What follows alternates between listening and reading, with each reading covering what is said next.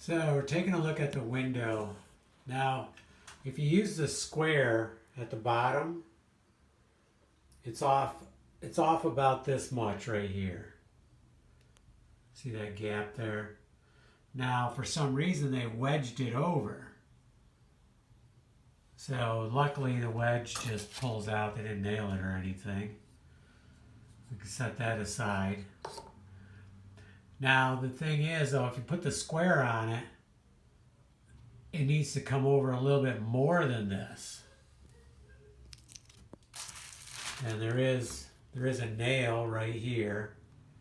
Luckily I have the Sawzall. There you can see the distance right there.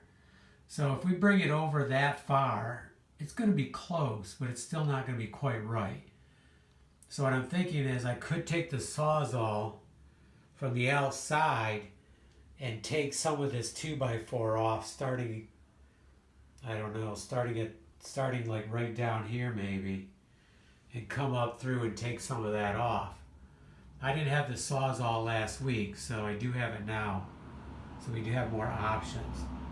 Then I'm hoping I can pry the window over and get it more plumb. Because right now it's off about an inch. The top is over a little bit more than that. Okay, so let's at least get it back to that. And then we'll have to decide whether we're going to try to cut it and try to get it over more. I would imagine that end of the window needs to be lifted up then, which means we may have to cut that little brace right there because it looks like it's right down against the window. So just poor job putting a frame of the window in my opinion.